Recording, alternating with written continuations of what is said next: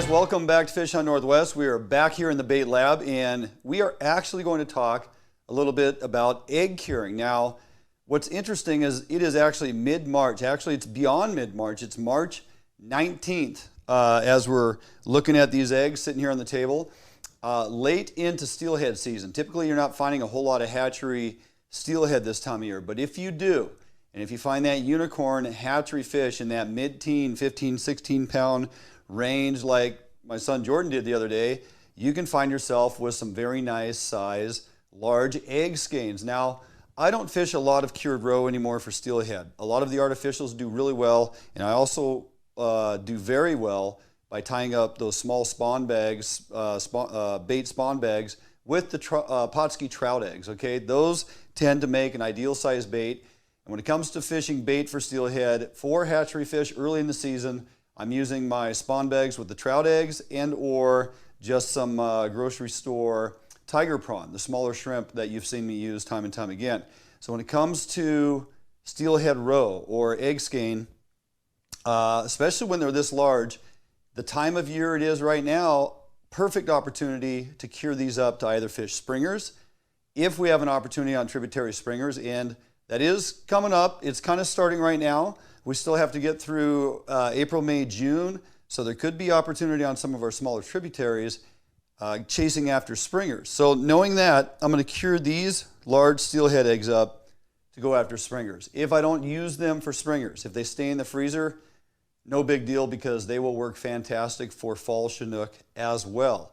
If they're cured up for springers to bite, I guarantee the fall fish will go after them even that much more. So, couple things we need to do. First, we're going to clean up our skeins, make sure we have all the blood out. We're going to put them into a reasonable size and butterfly them out for curing. And then we're going to just get right into the curing process. So as we look down here at our skeins, you can see this one here is relatively clean.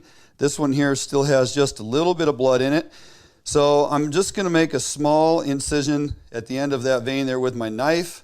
And I'm going to take the knife and drag it along here and just push that blood. You can see how it's pushing that blood right down to the end where I've made that small incision. Now it's going to come out the very end of that vein there, and the paper towel just wicks that blood right away from that skein. Okay, so just keep pushing on that a little bit. Don't have to push down real hard, okay? Just a nice, easy drag along there is going to push the blood up and out of that egg. All right, so now as you look at that on the paper towel, you can see that I got actually quite a bit of the blood out of that skein. So that's really how we want to end up. We want it nice and clean, all the blood pulled out and absorbed with the paper towel. Just discard that off to the side. Now I got a couple nice skeins here. They're relatively large. I like to cure them in shorter sections. So we're actually going to take, with this real nice sharp fillet knife, I can just cut those into nice size sections there. I think here we'll just go in half, okay? Now we're going to butterfly these, and that is really easy to do. If you lay this back, you can see this one here is pretty wide open, though I want to get a little more cure down in this section, so I'm just gonna drag that knife through there. It opens it right up, okay? That one is done, and quickly we'll just do these right here. Here we can open this a little bit. Don't have to do it much because these steelhead eggs are actually pretty wide open. This one here is kind of thick. I want to get that cure down inside of there a little bit better, so we'll just open it up a little bit there. That section looks good, and then this top section here again, kind of thick in mass, so we'll just kind of drag that sharp knife through there. Not cutting all the way through, okay?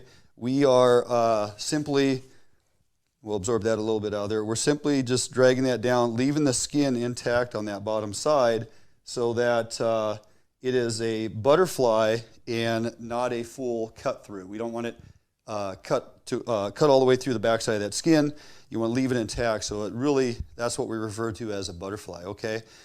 So now we're going to move these eggs onto a clean surface so we can get ready to add the cure. So I'm going to slide this over here, move these on over.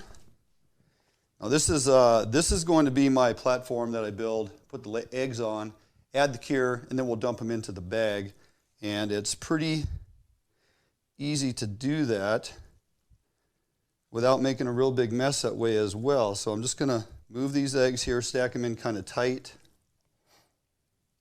just like this. And now I have a decent surface to go ahead and add the cure. So when it comes to curing up eggs for fall salmon and even for springers, we have a couple options with Pautzke products. I like to use the fire cure at times, but for some of my larger eggs and for salmon, I'll take the Fire, which is actually a non-sulfite based steelhead egg cure. It's salt, sugar, borax, some bite stimulants, extra krill, and has some really deep dark red color. When it comes to springers, I really like to go with dark red eggs. So the darker the red, the better. This gets a nice base going. We're going to add some fire dye to even make it a deeper red. But this Fire is good because it actually tightens the skein up just a little bit. It cures the eggs really well. And they end up milking out extremely well at the end of the process. Now, it doesn't have any sulfite, so I like to add that in. Basically, I take a full jar of the Fire. I dump it into a container. I'm going to add a half cup of sugar, 2 heaping tablespoons of the Pautzke powdered krill powder, okay? And I'm going to add in a tablespoon of sodium sulfite. You can find sodium sulfite in most of your sporting goods stores that sell different types or different brands of cure. You're also going to find a bottle or two of sodium sulfite. So I mix the sodium sulfite, the extra krill, and a half cup of sugar because I like them a little sweeter for springers. And I'll mix that all into a tub and then use part of that. Typically, what's left over will fit right back into your container, so don't throw that away. So this is pre-mixed. This has the sugar, the extra krill, the sodium sulfite, and of course the base that it starts with your red Fire. So we're just going to sprinkle that right onto the top of the eggs. Now, the nice thing with this is that it doesn't, you don't have to worry about it really, burning the eggs because the amount of sulfite is pretty minimal, okay? So we're just going to cover the top edge of, or the top side of these. I don't need to put it on both sides.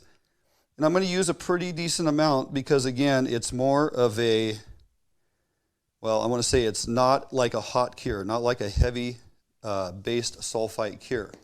Now I'm going to take my Ziploc bag, okay? I take my Ziploc bag and it's already marked the ingredients that I'm putting on the eggs.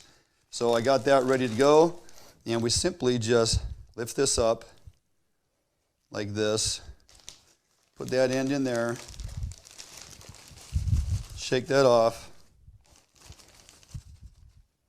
and there you go. I just completed that without getting a whole bunch of cure all over my gloved hands or my hands if I'm not wearing gloves, but I advise that you do. Now I got this top here, I can go ahead and add just a little bit more cure on the top, okay, just to make sure we coat it really well. Now, some things we want to do to enhance the bite stimulants or to attract those springers even more. A few years ago, I started taking various types of fish baits, herring, anchovy, sardine, tuna, whatever type of fish type bait that I could get my hands on, and I actually dry them out and then I grind them up, creating my own types of flesh powder. I started utilizing that years ago, getting it from different sources, and then a couple years ago I started making it on my own, which I'm going to show you guys how to do that at a later date. Didn't have time to fit it in tonight. So, but making flesh powdered natural bait stimulant is a really good way to go, because when you add oil-based products into your cure, it tends to inhibit the eggs to go through their process of opening up, extracting the waters and fluids out, mixing with the cure, and then drawing back into each egg. And then it seals up, and that egg is volumized, it's full of, the color, the cure, the bite stimulants. It has all those properties within each individual egg. It seems, and over time of doing this time and time again, I realized when I add an oil-based type scent into your eggs during the curing process, it kind of interrupts the ability of the eggs to expel the fluids and then draw them back in. So when that happens, you don't get a really good cure on your eggs. Not to mention, then your entire cure all smells like one scent. If you take those eggs with you to the river on that particular day and they don't work, then you're kind of out of luck because you've opted to create one scent with your cure. So I like to do the base cure on there, and then I will take whichever scent I decide to use. Here is some, now this is in one of my old Pautzke containers, but essentially this is powdered sardine, 100% natural flesh. So it has within the powder, it has all the properties of the actual fish, the oils and everything is dehydrated in the flesh, okay? So as you grind these up and find a way to do that, and again, I will show you guys how. We'll take another look at that from over top. This is just finely ground, 100% sardine, skin, fats, flesh, meat, the whole deal. I don't do the guts, and I try to get the bones out of there. So mostly it's flesh and skin, but that is 100% sardine powder. And again, I have anchovy, I have herring, I have tuna, and I've also done some other products out of fish that we can talk about later. So one thing I like to do is I'm going to add in a pretty ample amount of this sardine. Okay, one thing we do know is that springers do go after sardine, and tuna is one that also works well. So I have quite a bit of mixture into the bag. Something else I want to add, this has about a tablespoon or so left of the dark red Pautzke's fire dye. Okay, I want to get that in there. And I do like to add a little extra nectar during this process just to give it a little more egg juice that will help move the powdered cures around. It'll help volumize and rehydrate the dehydrated flesh or fish of the sardine, the flesh and the properties within the sardine. So that is all mixed in the bag, and so basically now it's just a matter of time. Okay, we're gonna gently tumble this around and mix all that stuff up. Now, one thing you could do, and obviously I don't know, got in a hurry and put it all in the bag. I like to actually sprinkle that sardine onto the eggs prior to putting them in the bag, okay? That I will admit. I kind of tossed them in there and then realized, hey, I wanted to sprinkle that sardine on there. But it'll mix up nonetheless. That extra nectar in there with that extra liquid will definitely rehydrate those little fine grinds of sardine, that powder. It's going to take a lot of that liquid and it's going to reabsorb. And once that reabsorbs, that's when all the natural oils and properties of the sardine really start coming out of that flesh. Okay, it rehydrates, the oils start seeping out. The eggs, as they are going through their curing process, draw those natural oils and scent in. I can tell you, once these are finalizing their cure and they're ready to fish, I'll cut a piece off, put it on my bait loop, drop it in the water. Not only does the egg milk out, but you can actually see the oil coming off the eggs as it rises to the surface, as it's just down in the water a few inches. You'll actually see that oil boiling off of those eggs, and that is a tremendous amount of extra or additional scent that's going downriver, enticing those fish when it gets in front of them, that perhaps others that are fishing store-bought eggs or cured eggs with other products, they're not putting that exact type of scent and or natural presence of amino acids and those types of things that come out of natural flesh, okay? So there's a lot going on there for fish to register and pick up on when it comes to scent. So when it comes to springers, we're really trying to up the game by adding things that smell very natural and, in my mind, very, very fishy. So that's why I've gone to a number of flesh-based, natural, powdered scents that we can create on our own and add to our egg cures and create quite the difference when it comes to baits that I'm sending down the river under a float versus what other folks are doing. Now, these will have to be in here for at least 24 hours at room temperature.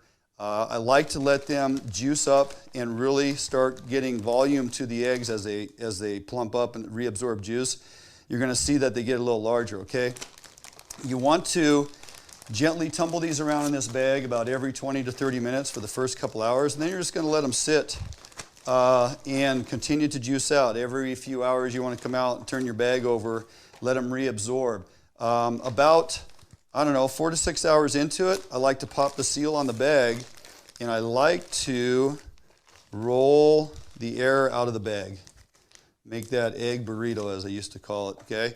Now all the juice is enveloped around the egg, so as they sit in there, they are just completely surrounded by all that juice that they've created, plus the extra nectar and whatnot that I put in.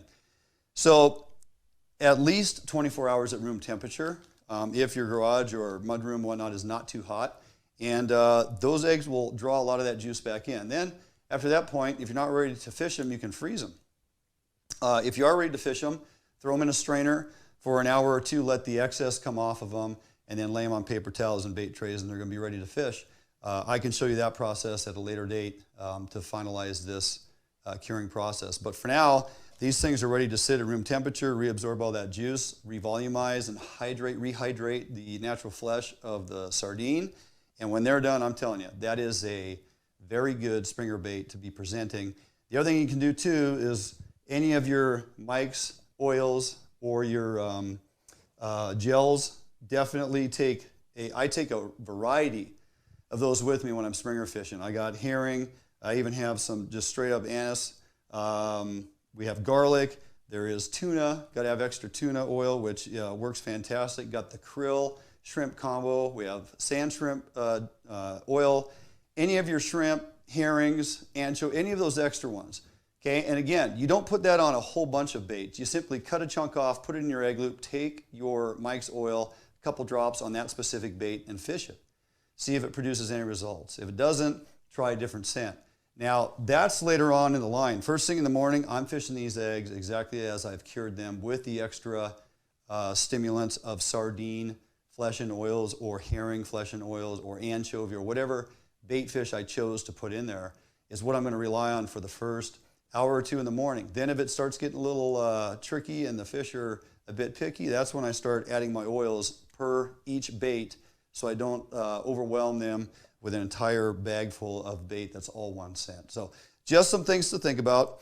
If you have questions, hit us up on Facebook or YouTube, where these videos will be posted. Make sure you go to our YouTube channel, subscribe so you never miss any of the updated videos, and appreciate you tuning in.